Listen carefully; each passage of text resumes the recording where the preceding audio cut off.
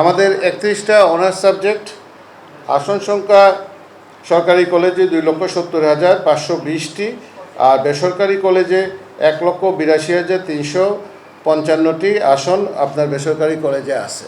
কিন্তু আমাদের সব আসনে যারা ফেল করেন তারা এই আসন থাকলেও তারা সেখানে চান্স পান না। যেমন গতবার যারা ফেল করেছেন আসন খালি রয়ে গেছে, কিন্তু তারা কিন্তু ভর্তি হতে পারেন নাই। এরকম সংখ্যা কিন্তু গতবার অনেক ছিল। না, সব আসন পূরণ হয় না, কারণ যদি ভর্তি পরীক্ষায় যদি ফেল করে কেউ, আসন মানেই যে সে চান্স পেয়ে যাবে এমন কোনো কথা নেই। ভর্তি পরীক্ষায় যদি ফেল করে তাহলে সেখানে তার এই আসন সেখানে খালি থাকে। গতবার আমাদের কত ছিল? প্রায় 40,000-এর উপরে আসন প্রায় ফাঁকা।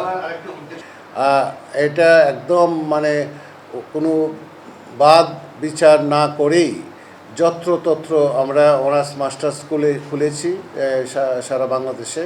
বিশেষত গত এক যুগে বাংলাদেশের বিভিন্ন অঞ্চলে আপনার বিভিন্ন প্রত্যন্ত অঞ্চলে অনার্স মাস্টার্স স্কুল হয়েছে। আমাদের সেখানে ল্যাব ফ্যাসিলিটিস অনেক জায়গাতেই নাই, এবং অনেক জায়গাতেই যোগ্য শিক্ষক যারা দরকার সেই যোগ্য শিক্ষক নাই। সেখানে যারা পড়াতে পারেন, সরকারি কলেজগুলোতে সরকার নিয়ন্ত্রণ করে শিক্ষকের পদায়ন, কিন্তু সরকার নিয়ন্ত্রণ করলেও দেখা গেছে যে আমরা কোনো কলেজে কোনো বিভাগে 2-3জন শিক্ষক আপনার সেখানে অনার্স পড়াচ্ছেন, ছাত্র সংখ্যা 500 কিন্তু পড়াচ্ছেন।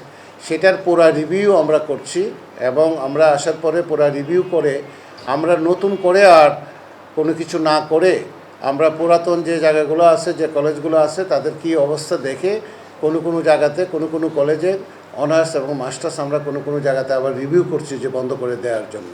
যদি সঠিকভাবে পরিচালিত না হয়, যদি ল্যাব না থাকে, যদি উপযুক্ত শিক্ষক না থাকেন, তাহলে আমরা সেই কলেজগুলো আমরা বন্ধ করে দেব।